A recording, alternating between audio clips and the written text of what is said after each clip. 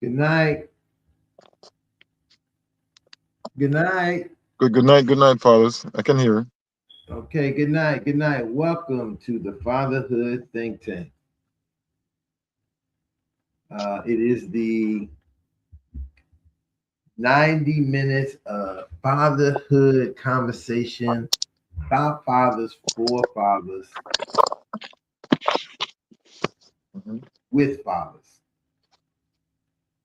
Tonight we're going to be talking a little bit outside of the normal. Um,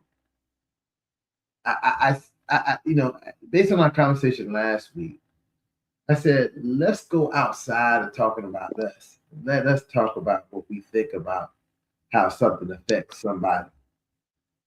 And that's the unique thing that we able to do here at the Fatherhood Think Tank. To be able to say, hey, we won't just say what we want, how we want. We can switch things around, move things in another capacity, and let it be another way. So the next topic is experts say that sudden separation of mothers and infants can have severe mental health and physical consequences. And what do we say as fathers about that? What do we think about it? How do we how do we uh, and one way I was like, how do we come and wrap ourselves around that thought? Because we usually here at the Fatherhood talking about how that affects us, our sudden separation from our children in some sense. But let's turn it around and put look at it from the other lens, and have a conversation about that tonight. I know that we lost some of the fathers tonight. We won't have it. Ed just informed me he's out of town. Um, Also, I heard from Johnny he has some late night law stuff to do. So it looked like it's just three. Tony. Let's do it again. Um, and I'm sure we might get some other people come on. And I advise you, hey, like, share, subscribe. If you see the link and you want to come on and something we're talking about, and maybe you have questions about what we're talking about. Maybe you have an opinion.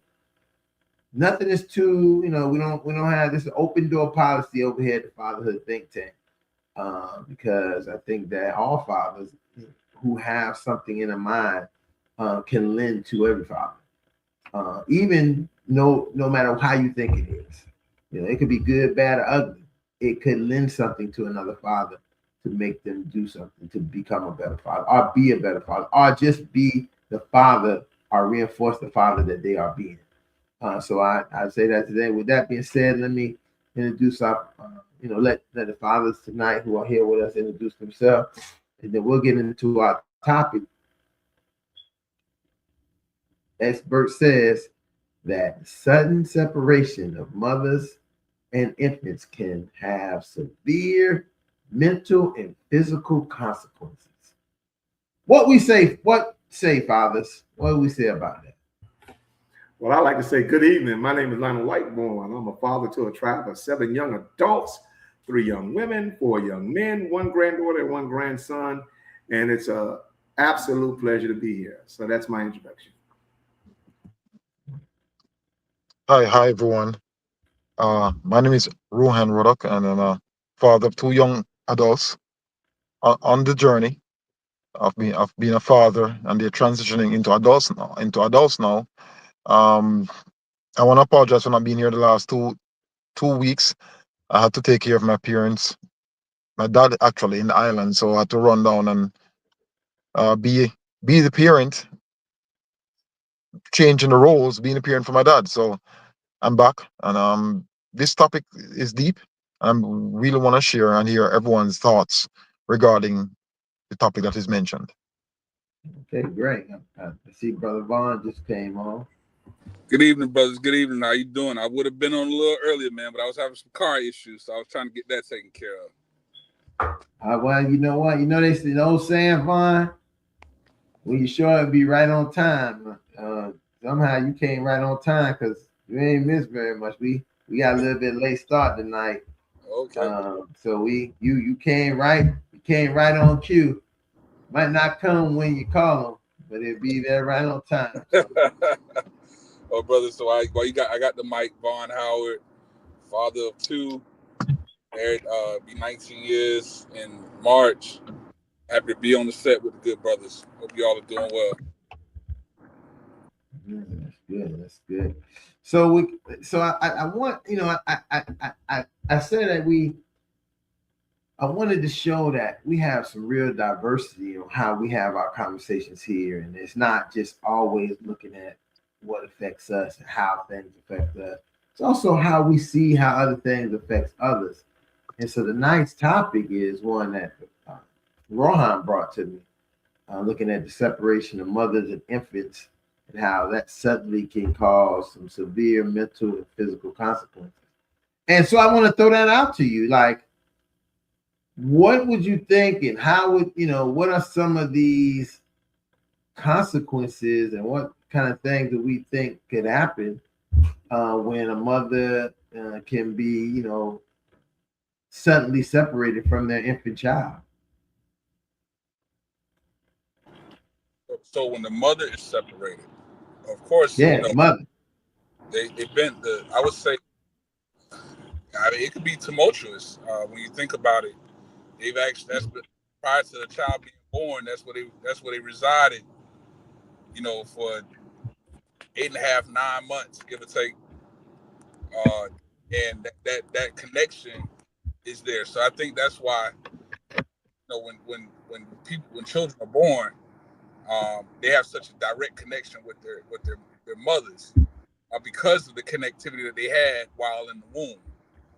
So that natural warmth, and I guess you can say that natural feeling that they kind of get, and it's lifelong, life lasting. No matter what a father does, I think we can all attest to this in some aspect, that ain't nothing like a mother's love. You know what I'm saying?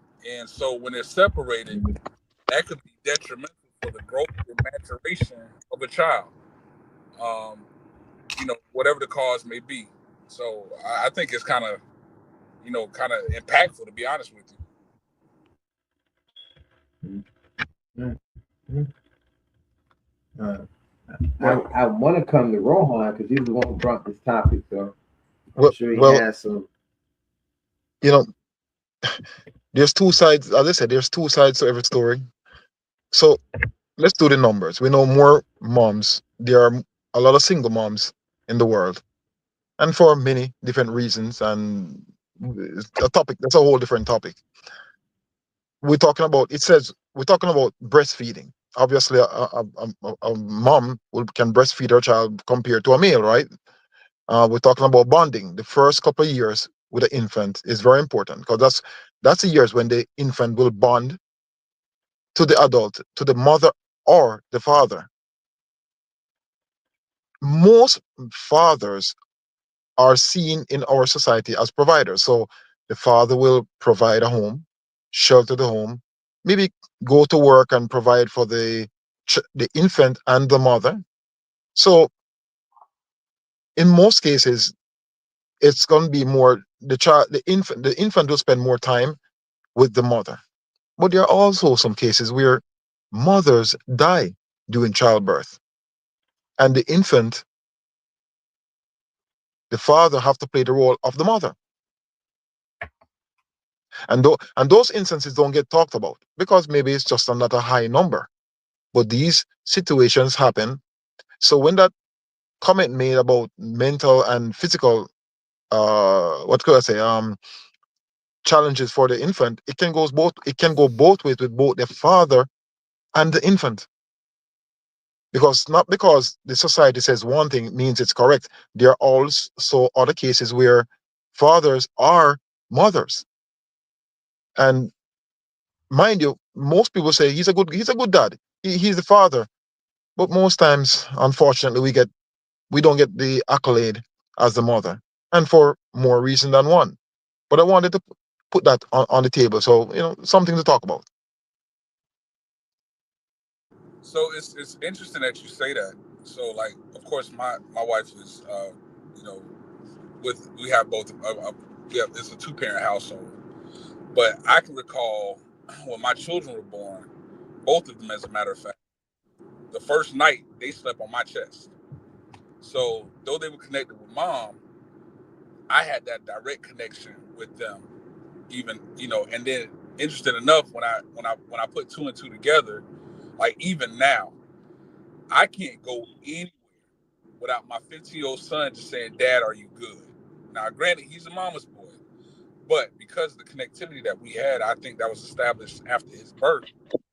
It was like amazing because like now, like they're literally my shadow. And of course, I have a daddy's girl, so you know, my daughter, even though she's getting older, is like, "Hey, Dad, you're good," in her own little way. But my son is weird. Like, I don't let me be out past like 11. Bro, you good? You sure? Did you eat? Like all these good things. So I think when you were saying that, I think the connectivity with even when if a mother has unfortunately died or whatever the case may be, or not necessarily in the father's life. I mean, in the child's life. I think that young connectivity helps, I guess, foster what could be quote unquote a loss for father to child versus mother to child. You know, I was listening to all you guys and just thinking about the topic as a whole. But you're saying the separation. You're talking about doing childbirth, right? Are you talking about the traumas of childbirth with motherhood versus fatherhood, or we're talking about the separation between mother and father, the impact it has or the trauma it has on the child? So that's what I'm trying to figure out. Are we talking about the trauma that comes at birth? Well, you know what? Listen, I'm gonna say that is a free fall. Okay. You can come and put it at any time that you want. I think that initially, because the way I look at it is, yeah, we know that at childbirth, that's a crucial time, right? But when the child is now independent on his own, would that still be the same crucial time? And if it is, what's some of the reasons why that would be? We know that in the animal kingdom, the pups, the cubs, mm-hmm. the litter, they have to stay around mom until they get the walking and talking on the walking and stalking. Let me say that, walking and stalking on their own. But once they get walking and stalking, it ain't no more. Listen, mom might be the one trying to put him to sleep. Okay. No, I was just trying to get the school of thought, which angle I'm gonna come from. I wanted to stop more from the complex trauma, which is the separation of that child from that mother during childbirth, and the traumas childbirth have on fathers and mothers, right? And so we know the motherhood trauma is scientifically proven and very well studied, to the point where it's life altering, not only life altering, but it's a life risk, where it's a 50-50 chance that mother and child may survive the childbirth. And so we do understand that trauma because there's a lot of science behind it. Where there is not too much science is how does that childbirth, the separation from mother into the world, does it actually have a trauma for fathers? And what does that trauma look like? Now, having 4 children of my own, seven altogether because we're a blended family, but 4 biological children of my own, I would say the trauma will be probably more mental, more psychological, and in certain cases, we would not like to admit this as men, but more emotional, right? Because we don't want to think that men face emotional traumas, particularly when it comes to childbirth. Like, how could you be emotionally traumatized she did all the work. She had the baby. The baby's born into the world. So why are you emotionally traumatized? I'm like, well, because now what we have another being to compete with. So all the affection and the emotions that we in being catered to and stuff like that, and having that mother, or not even mother father, because you didn't have a mother father, you had a lover's relationship. And so what happened is, I think we go through a traumatic experience because the lover gets separated from the mother, right?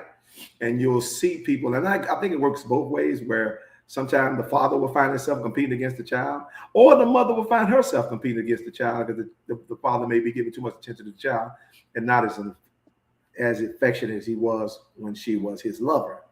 And so now both lovers are competing for the fatherhood, their fatherhood and their motherhood. And so you tend to fall more in the roles as parents than you do as partners. And so I think that's where the emotional trauma comes. But again, no real studies and no conversations about it.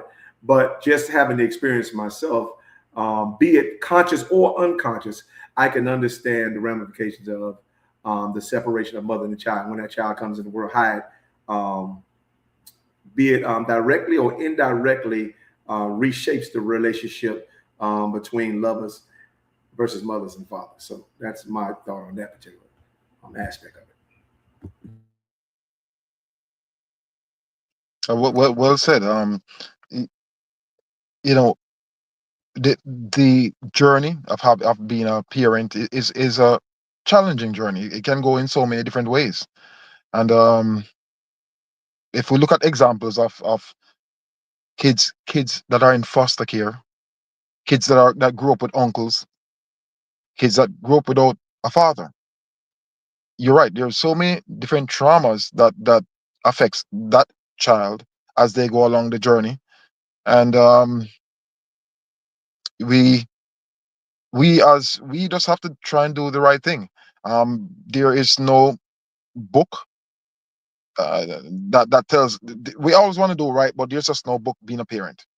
You just sometimes you gotta wing it, have the support of your family members or someone who advocates for a family, and try and survive the weather. Sometimes it rains, sometimes it's storm, and sometimes you got hurricane.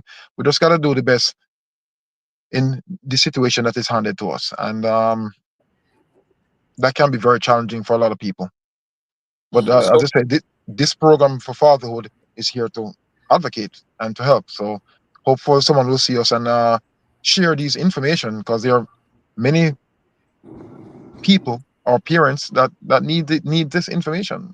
This is a very good outlet. So hey, what more can I say? So I want to add a caveat to this. Is there a study that says how long the postpartum from mother to child, how long that lasts?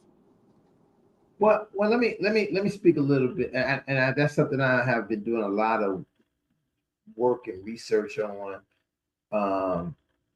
in a part of working with families, and the breakup of couples after the initial after a period of birth to 3 years, right? And I think that in some instances, people have kind of came up with this idea that postpartum is a 6 months to a year type of thing, right? And they kind of look at it in that aspect, right? But what I've really been looking and seeing is that in looking and dealing with people who are showing signs of postpartum well beyond the threshold of what the actual experts have been saying, right? But they're not acknowledging it. It could still be postpartum, right? They're just saying, "Oh, there's something else that came." Like when you're looking at an incident where you're seeing these, and again, let me say something about this postpartum. When we look at what postpartum is, we understand the chemical, the chemical part, the human gene, makeup, all of that. But we haven't really focused so much on the mental that comes with that, right? So they're dealing with that. And then when they come and realize they're back into this reality of a world, now we're looking at more of less a biological postpartum, more of a mental postpartum. You already been dealing with some of the postpartum that you can't control through your body. And then now it's coming up that the body is not, but your mind has, your brain and mind has been conditioned to that, right? So, you know, and now that you begin to see the excitement of the child, like the thrill, like the happiness, becoming the attention going away, you know. And so now some of what could maintain you and make you say, oh, well, this is good, this is great, I'm not really feeling that bad, I'm getting attention and these and that. Yo, after that time frame, nobody care about your baby no more. Nobody coming to celebrate them. Nobody saying, oh, where the baby at? That's over. And then sometimes these moms have to get back to the new reality. The issue that I've been, the one point that through all of this kind of that I've been talking about is the support the fathers have to kind of give the mothers during this crucial time, right?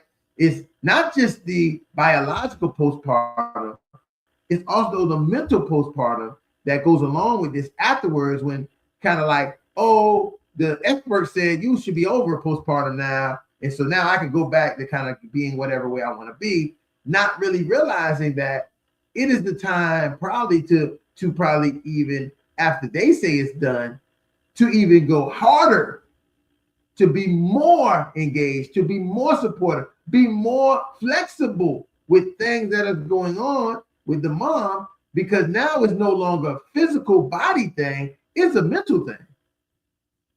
And once we get it into the mind, if we're not able to work it out with our partners or with our people, it could go anywhere, brother. I just feel like I've seen so many couples, you looking at saying, hey, how is your kid 5 years old and they having so many problems with each other now? Because it starts to carry over. And it's two mixed messages. One is saying that, hey, I have this thing going on with me. Now listen, this is only in the case that people even been diagnosed or not even have postpartum, right? Because if they don't know nothing about any of this just becomes a war between them, feeling like they've been in a relationship, however long they've been in a relationship. Now they're saying we don't even know each other no more. And it kind of go a little bit to Lightborn's point of view. That we were saying about the struggle of the triangle now, that the tension, who's main friend, like losing out. And times we look at that as men and say we're losing out, right? And have we ever looked at the mother's point of view, what she feels she's losing out? We sometimes as men will go into protection mode. Who is easier to protect? Our wife, who has her own opinions and mind about things, or our child, who has to depend on us and have no say in what we do? Our partner, I just want to never everybody's wife, but just looking at that idea that's why we see this dynamic happen, because it's easier when the child is the one you control and you don't control your partner. It doesn't work in the same way. And that goes both ways. That doesn't just go for the men, it goes for both the men and the women. But the reality, the children are dependent upon either one of you to do what has to be done. So, you look at these things happen. And that's why, as I would say, people have to spend time getting some kind of counsel. If it's not a professional, at least get family counsel from the family members, from people in your community, people around you, something of that nature. Ron, I'm glad you brought that up, because you mentioned the triangle, and I say this all the time as a divorced male. When you get in a relationship, you're really planning to become one, and there are many people who are in a relationship and they're two. Now, I say two, meaning that there's whether sex or male or female or whatever the case may be, the goal is to work for the child. That should be the goal. But there are many times where that's not the case. And that's where sometimes the triangle comes in and the conflict comes in, because then there's no goals. And you're saying one thing, I'm saying one thing, and then we're forgetting the child. We're not focusing on the infant that we created and how we can nurture, grow, and have that bird fly. So there's so many scenarios here when it comes to postpartum and people behavior, trauma, as Lightburn mentioned. We really have to sometimes just focus on the child, because as you said, the child is looking to you as parent or parents to grow. It's just that simple. But that's the thing about postpartum. When we say about the studies, what does postpartum look like for fathers? You understand? Because we see, Right. and because it's so understudied and underserved when it comes to studying fathers' issues and psychological issues and makeup after children are born, that it goes undiagnosed, right? So, but yet you see all the crises and the traumas that comes along with it, which is atrocious at times. Because I've seen fathers kill whole families. Does that constitute fatherhood postpartum? Right, exactly. And so what does it like? We see fathers abandoning children and abandoning the mother and the child, or in some cases just the child on the mother. You understand? So are those signs of postpartum? And so what does that particular study look like? Is there a such thing as fatherhood postpartum? So I think, again, fatherhood studies are underserved, and because they are underserved, the crises tend to be more severe, and well, severe is deadly. And so I think we have to study and be able to recognize the signs of when a father may do the things we see on a weekly basis now in this country. Fathers just killing the whole families or killing the child and stuff like that. And why is it so easy for a father to hurt a child and get back at a mother? And back into your point, Ron, when you talk about the animal kingdom, because they got a lot of memes, video memes of lions.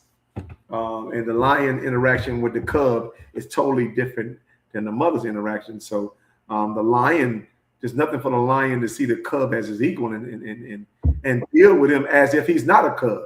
Right. Versus with the mother, she understands that he is a cub, and so she becomes a protector of the cub.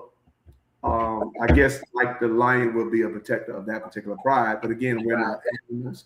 We're not prehistoric or anything like that. We're not instinctive. We're supposed to be intelligent beings. But again, you can't have intelligence if there's no learning going on to diagnose whatever particular problem or trauma that's recognizable, but unrecognizable to the trained or practitioner eye or something like that. So that's the science that we'd have to, particularly with this fatherhood think tank, to figure out what and why you're called to do what you're doing, Dr. Ron, is because to get those particular diagnoses, put a narrative to those mental health conditions, and so we can actually effectively and efficiently address those behaviors.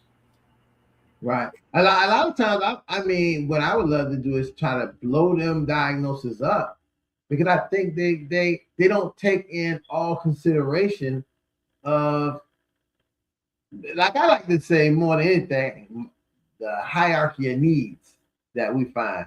Listen, I had a conversation today with a group of multiple groups of kids today, and I was asking, hey, we're going to have some free therapy. How many people will be interested? A large majority didn't want to raise their hand. They wasn't interested in, like, I don't need that, blah, blah, blah. And one of the teachers, one of the facilitators who was in the room, who had the class, said something, and what she said was so profound. She was like, none of y'all want this because you think that what you're doing is normal. Most of you guys are here surviving, right? And as you're just surviving, you can't even recognize the idea that you need anything to help you, feel comfortable, change, look at yourself. just even say and recognize that you're even in survival mode, right? That you don't recognize that what I faced as a kid in high school, you guys, I don't know if as the stuff you're facing right now, I wouldn't even be able to face it. And it was so profound because I think that this is a big factor when people start coming with diagnosis, this, that, and the other. They're not really putting in context what people are really going through on the grassroots level of life, right? So when you tell me a guy come in who got 300, make $300,000 a year, he come to you as to get psychologically evaluated and this, that, and the other. It's not nothing this man doesn't want in the world. He's dealing with maybe things he don't have in his mind or something he feel like he's missing. But he's not in that type of survival mode. He might be in the survival of where he is, feeling like he's not where he want to be, this and that. But when you get somebody wondering if they want to eat some oodles and noodles tonight, what they gonna wear tomorrow, how they gonna wash the, when you in this true survival, like they living on the edge, and you come with a diagnosis saying this, that, and the other. Man, get that out of here. This bogus. You this bogus because that person is not typical or normal for you in the way that you're about to diagnose them as you're diagnosing like a person. It's not fair. You're not doing fairness. And now they got to deal with that on top of whatever they was originally facing. And I just have to keep my eye. I have to always say, as people who have the only people who have been oppressed for hundreds of years and conditioned into a certain conditioning, you still got to deal with that. Many of our young people, some of our people, even the $300,000 man still got to go to a therapist and deal with that first before he deal with, I think I'm bipolar. Because sometimes I'm like this, sometimes in these kind of things. So we have to be careful. We have to start looking towards within and saying, hey, don't be so easy like we are to take a pill to come up with a diagnosis too for what's going on, because there's a little bit more going on. And sometimes through some conversation, we might be able to resolve or at least expose ourselves to what might be affecting us and then look for other means and other resources to help us get through that. But a lot of times the message be so mixed up and so compounded into so many other things, it's almost you can't, for what you really came in there for, you can't even get it because they got you wrapped up into a whole bunch of other stuff that ain't even part of what's really affecting you. Well, Ron, go ahead. I'm sorry. Go ahead, Ron. I'm glad you brought it up because there are many health play a big role. Your health and wellness play a big role in the infant, the father, and the mother. And there are many cases where you go into a therapist for a assumed anxiety or depression, but most people don't talk about the fire. They talk about the smoke. Because the reality is, we know that there are many cases where folks are financially in deficit, not in surplus, and most time that's not even talked about in a therapist. In certain sessions, they go off the same stuff. I'm worried about this, and I'm worried about they're like the norm that they work off. But sometimes we got to dig deep and see what's really causing that person to be in crisis or in crisis mode daily. And many times those fathers on a whole, we know fathers that have children operate in those modes because they have to provide for their children, whether by in person or child support, and all of these ingredients can lead to really a bad taste. And as you said earlier, I believe when you said, what support does fathers have? What support does fathers have when the hurricane comes and there's no shelter? They're running around finding somewhere to go, and all of a sudden, as Lightman mentioned, we see postpartum with fathers that is underdiagnosed, and we see young children and infants being killed, and mothers, and mothers and in-laws being killed. But who am I? I'm just a Well, small boy. Ron, not just that, but the actual person kills themselves. So Yeah. they're not trying to be diabolical and get away. I know people like to say that, but clearly, because you could kill, we see people all the time kill all kinds of people and go at it like they didn't do anything, keep on living their life. When True. people are doing this and then killing themselves, you have to take a real strong. Don't just brush it off that he tried to get away with it by killing himself. Because there's plenty of jokers. I can name you about 20 who got cases right now in courts all over the country who killed the people, killed the children, killed the children, killed the husband, killed the wife, killed all the people, and act like, oh, I wasn't even there. Or act like, hey, they tried to kill me. I'm the only person to survive. But Ron, the reality, okay, let's go deep. Ron, we know that there are many people who go into this. I'm not a therapist, but they do what we call, they're going to flight or fight. And after a murder is committed or or someone is hurt, they look at you the next day and says, I don't remember. I don't remember one thing you're talking about. Why am I here? Why am I in jail? So we know that many people go on the bridge, on the fence, and they'll come right back off the fence and say, I don't remember doing that. Even though they're being questioned, the evidence shows, but they'll say, I don't remember doing that. I don't have no recollection of killing anyone. Yeah, So, but when you kill yourself, that's not included in fight, fright, or flight. that is correct. When you kill that fight, flight, or fright is about survival, not killing yourself. None of FFF has anything with saying I'm gonna take my life and kill get out of here. So that's the difference in that scenario. That once you made a decision at this point that I'm going to no longer want to live, there's something mentally that happened to you in this whole process. It's not as simple as saying, oh, I want to get away, because guess what? There's plenty. Listen, do you know the percentage of spouses being killed? The higher number of ones who kill their spouses and go to jail, who do you think that is? Men or women? Men. No, it's women. Oh, wow. Oh, yeah. You're right. Yeah, it's women. Yeah. The higher number of spouses that kill their partner and don't kill themselves. Yes. Is women. I love that case right now. The women in prison is in prison because they killed their spouse. Yes. The men, when the men do it, listen, they usually are caught because they did it. Like, look at this guy, like, some of these guys who was married. Look at these guys. Look at the guy who was out there, killed his wife and his kids because he wanted to have another life.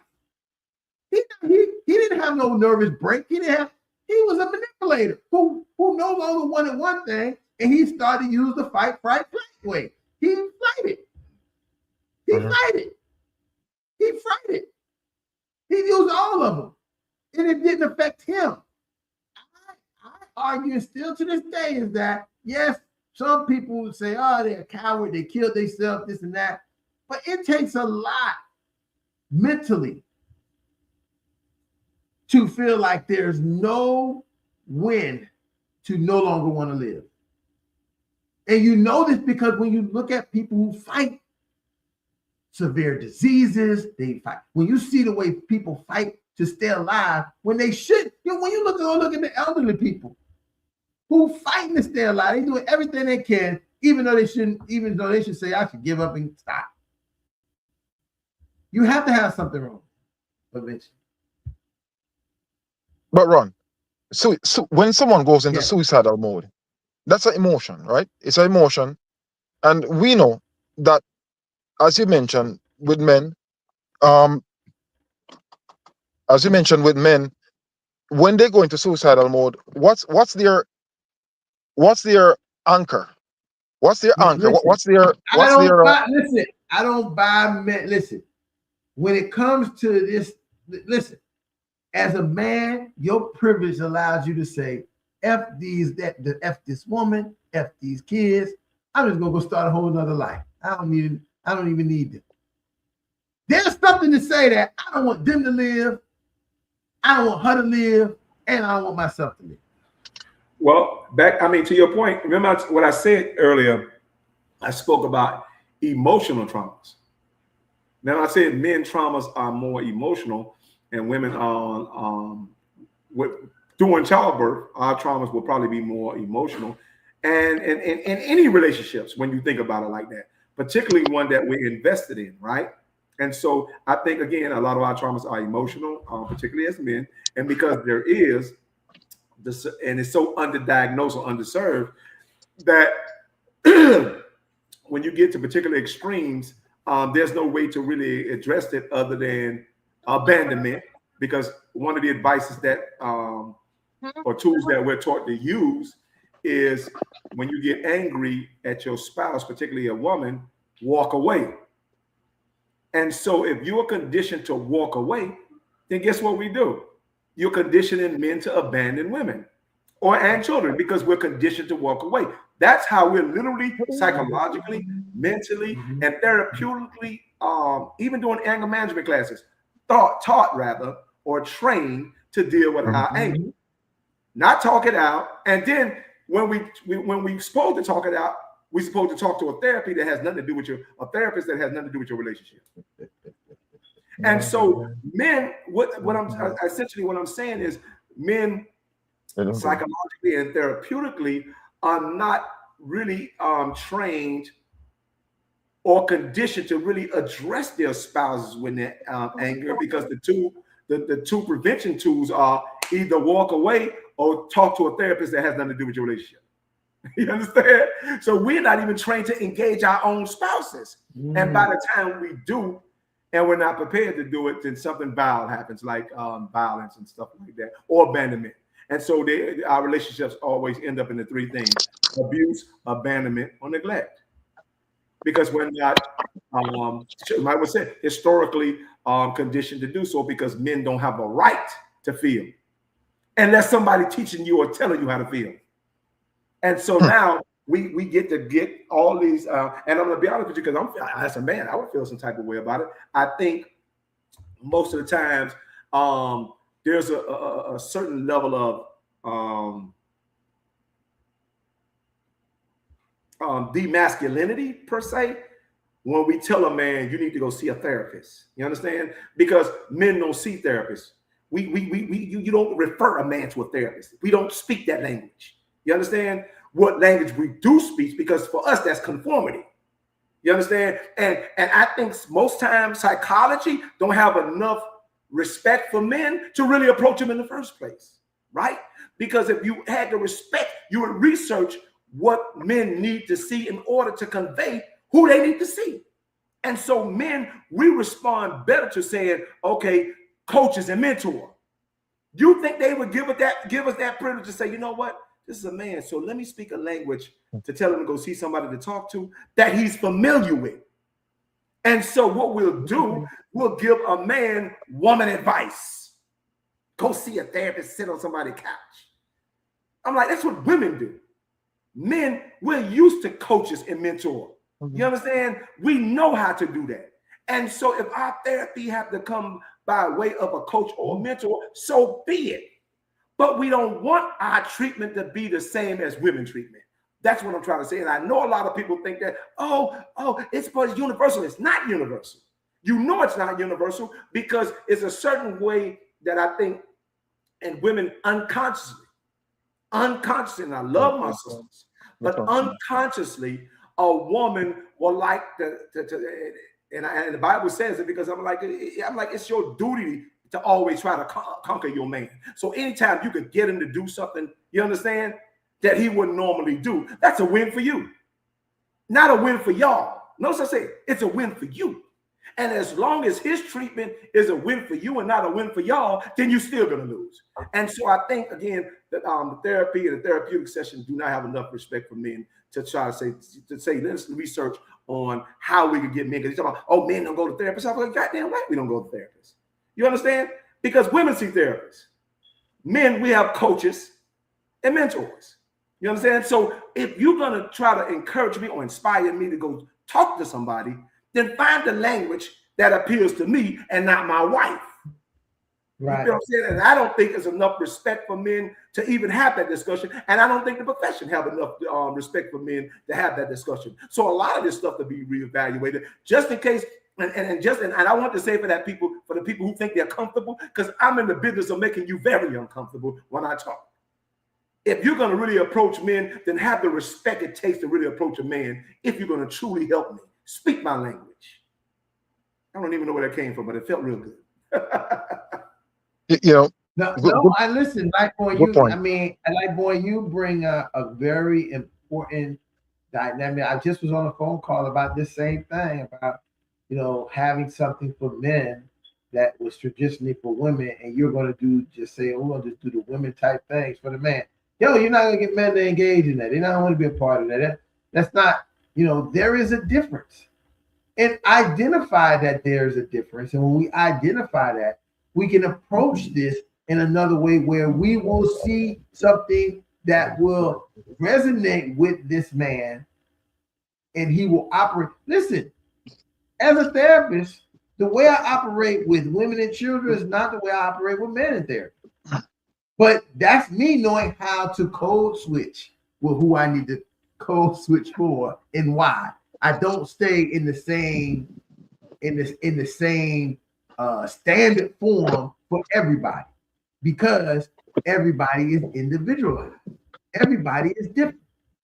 You know, everybody ain't coming. Listen, half of the time, if a man has been going to therapy, he only going to therapy because he has been most of the time. Let me be very clear. Most of the time he comes to therapy, he's coming to therapy because he has been either forced to come to therapy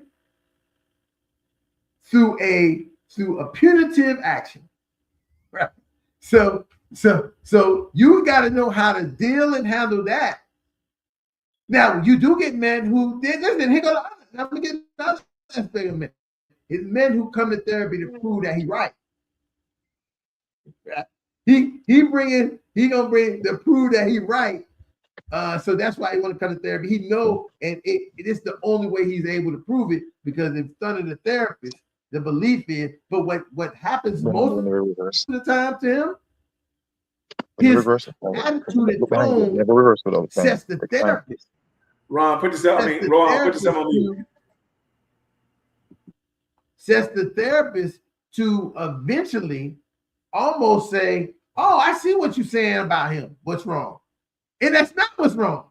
But again, we can't, like, remember when we used to go to court with people. We go to court with men, they the one, the victim, they get emotional, they start acting emotional, raising their voice, this and that. Bam. Oh, I see what you, Mr. So-and-so. If you're acting like this in the courtroom, I know that what you can do to this woman and these children. But let's give him a protection order. I don't want you to speak to her. I don't want you to see the children.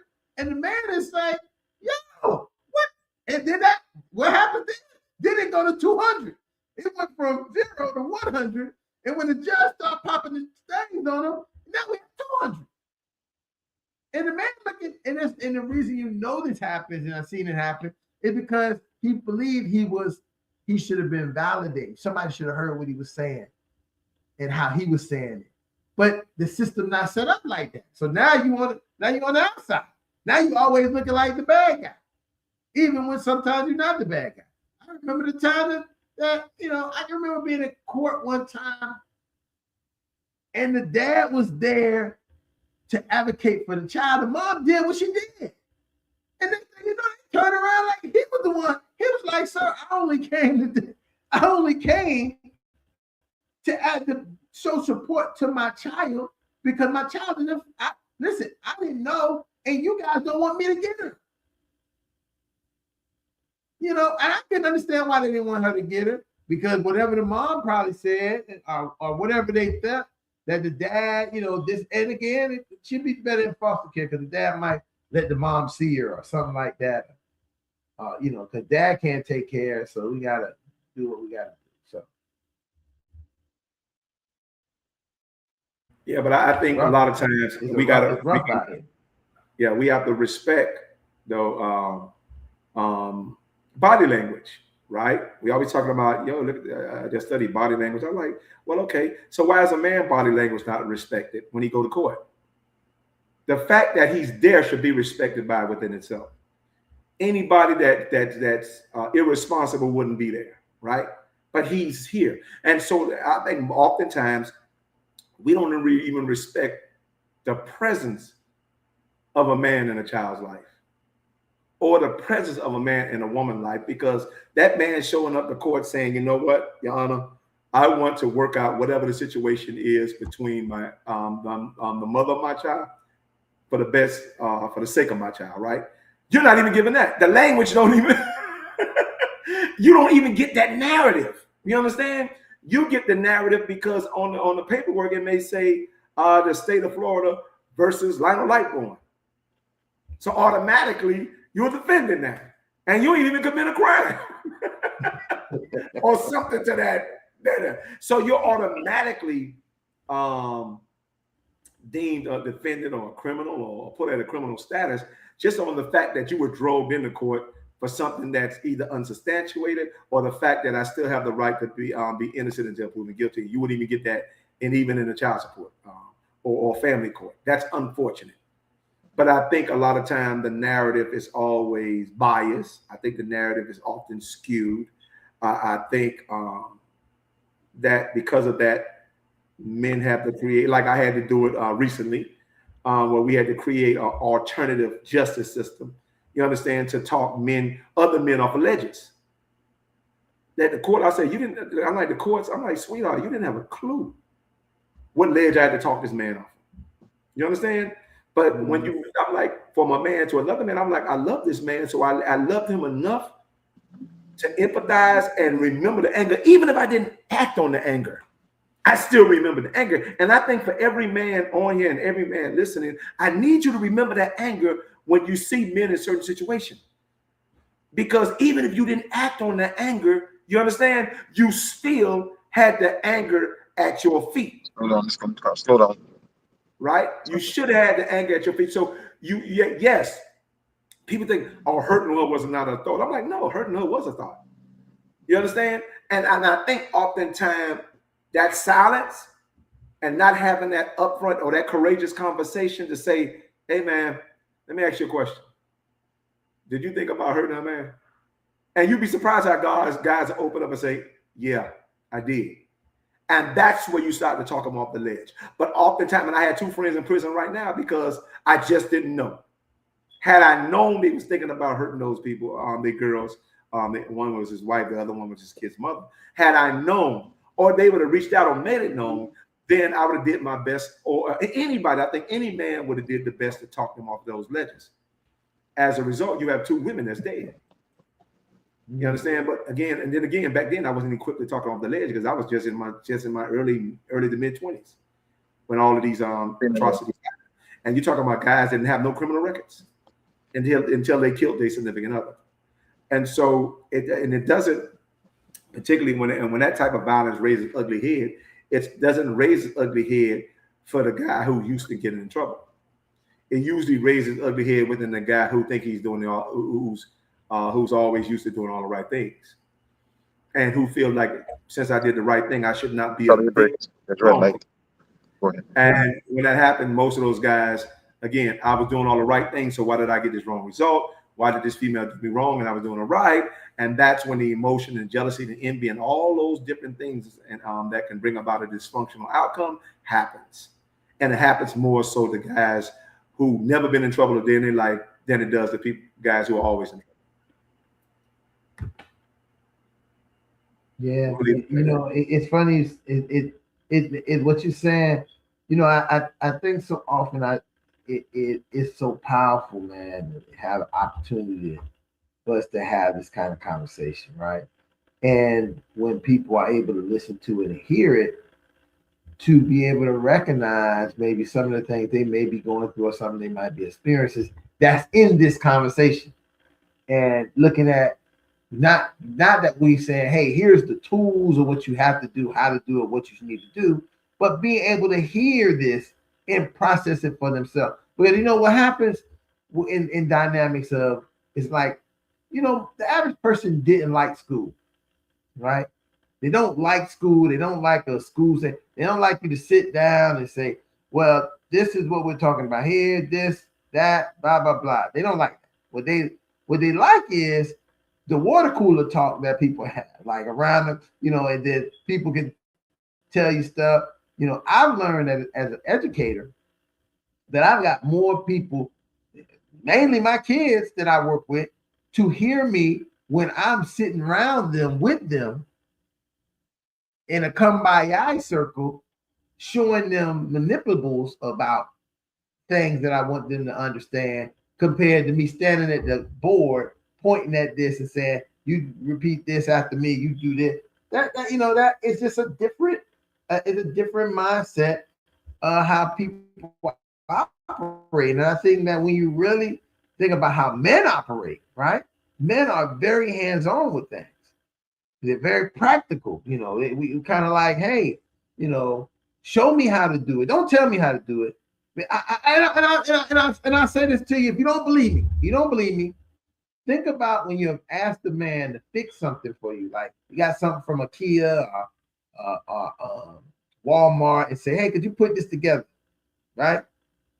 The man may look at the directions, but he like to feel all the pieces and put it together. Whereas you, sometimes ladies like to read the whole thing out and then be trying to figure out what's what and put things together. So you just gotta, you know, we just gotta understand that we are different. We operate things differently, and it's okay. But a large majority is how we're able to move through this dynamic of relationships and life. Well, that's the thing about it. We have to be very conscious. And when I approach the therapy when it comes to men, because again, and women are going to be women, so women believe that, and I'm not saying all women do, but women for that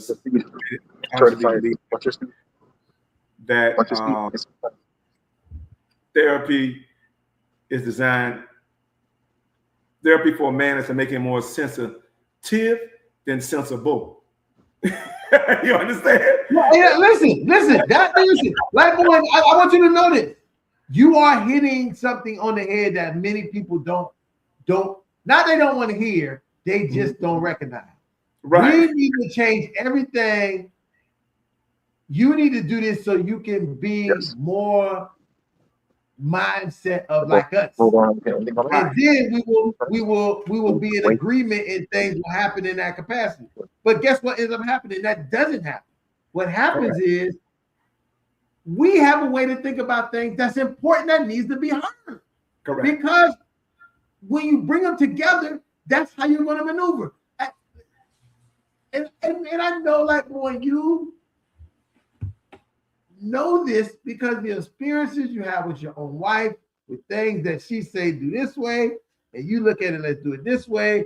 You talk about it, negotiate it, and then it finds out that, imagine if you didn't negotiate or talk to her about it, she didn't talk to you about it, how things would have ended up. And sometimes when people don't talk to each other, guess what? They end up messed up.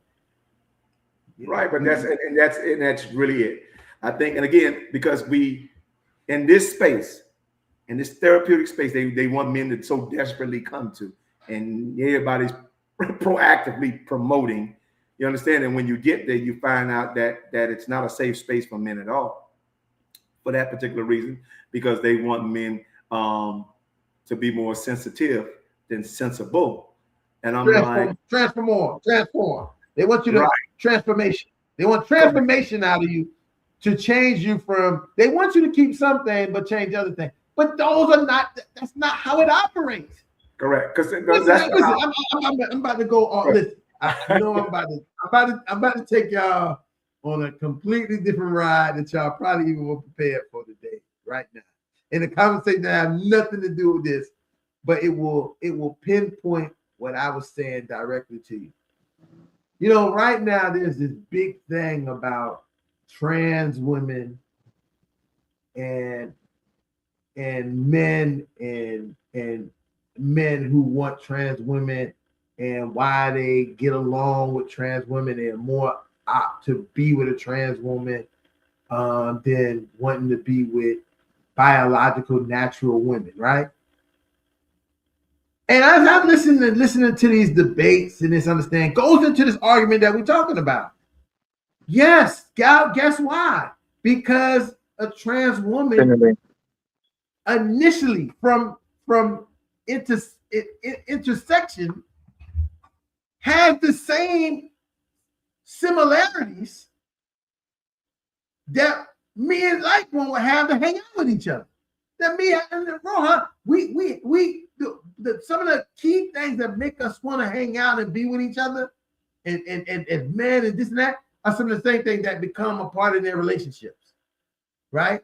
But the man is changed his body to a woman body. So you don't have, and this is a crucial thing that I don't need to get on this, but I just want to be clear. This is why you see the difficulty in relationships, of men and women relationships, because we are different beings. And it's called work to have to navigate into that relationship. Listen, if it was easy, you shouldn't do it. If it doesn't take work, it ain't gonna be successful. It's just easy. Listen, you can just I agree. Work, very important. Kick back and man, listen, we agree on everything. We see everything the same way. Because guess what? If you really want a woman like that, you can find them. Because some women just been raised like that, right? But she's still gonna be a woman at the end of the day who has those key little things that we don't have as men. And guess what? The things that they want us to have as men that we don't have. Well, you know what? And I think that was when you brought that up, I like, let's speak from it. I think it'll make a very good show topic too when you're talking about trans women versus women, or trans women versus biological women, and why they think that trans women have better relationships with men than real women. I'm like, well, I'm just going to be blunt. Let me bring in another narrative, and let me bring in a very practical narrative. I'm like, well, let's see it like this. I'm like, we have a trans woman and a man will get along better because we have the same promiscuous nature. And so promiscuity is nothing for us as men. And guess what? Promiscuity will be nothing for you as a trans woman. You know why? Because it's still your biological makeup. So right. Experiment. You understand? Men value men. Listen, being an experiment for men is nothing as serious like the same with being women. Women want the experience, but men can commit to being the experiment for the rest of our life because that's our biological and sexual makeup. But for women, no, you can't, because they need the experience. And so when it comes to men who are saying, you know what, we have to almost literally recondition ourselves to actually be the experience that a woman needs versus being the experiment we would choose to be. I'm like, if you had me, I could have probably been promiscuous for the rest of my life. If you asked me, I'm talking about biologically, I could have. Commitment for me, you understand, you take Christ out of the equation, and if you just go on my biological makeup, then I could have spent the rest of my life being some woman's experiment. And a lot of women experiment because, again, it comes with the addiction, anything euphoric. And that's why I think most of the time we become addicted because of the sexual experience and the orgasm, which is euphoric. It's the closest you're going to get to being addicted. It's the first addiction you're ever going to get, right? And so that talk like men prefer trans women over real women, I'm like, that's a fallacy. That's not actually true. And the only reason we would is because there will be no commitment with a trans woman. You can experiment with as many of them as you want. You understand? Because again, our makeup is actually the same, and they're not going to be looking for no wedding and stuff like that. They just looking for the companionship for temporary, like we are. You know, it's a hard thing to say, but I am thinking as a man right now because I understand the makeup of a man. And even if you are a man transitioning into a woman, it still doesn't change your biological makeup. And so again, experience versus our experiment. I think men were more likely to experiment relationship than women are. Women looks to, and not only that, women are historically and globally conditioned to want to experience relationship versus experiment. Men are globally and historically conditioned to experiment with relationship versus experiencing it. And it doesn't matter whether you transition or not, it still doesn't take away from the history of your global makeup and your biological. Not in the life born. It's funny you say that because not even in reference just to experience a relationship, experience in life. That's why men create and go out and explore and do all of these things and could do it for. This is why your dad could be a Rolling Stone his whole life, right? Because he has no conscience of it. Where a woman would maybe feel like, oh no, I got to settle down. I can't keep doing this, and I can't be, because it's in the nature of the being. And I know people will try to take this and run it out of context. So let me just be very clear. We're just using this in reference to looking at what we're saying. This ain't no hit piece or anybody. Don't watch that you watch how you human behavior shows us very often how things operate. And when we are able to look at the human behavior, men and women's human behavior, it explains a lot of other factors that we deal with on a day-to-day basis, especially when it comes to when we bring children into the mix. So I would agree. I didn't think we can go this far and this long with this thing, but we almost at a we had an hour. And we started at 7:20. So we're at 8:30. So that's good. We're pretty good. Hey, Rohan, I can see your whole ear. Want me to clean it for you? we look like we need to put the bag in there and get that earwax out. I'm sorry. I apologize. Go, hey, if somebody go view this on YouTube, they're gonna be like, are these guys ear doctors, ear nose? They looking in the tube. My daughter is My daughter is driving, so I'm trying to hear you guys. I have you on speakerphone, but she's driving while I'm on the program, and I'm listening to you guys, but I have you close to my ear. I apologize, so everyone, but I'm listening. I'm here. No, that's not a problem at all, Roman. We're just messing with you. But let me digress, detour for a minute. Oh yeah, hey Rohan, you got to listen to this, man.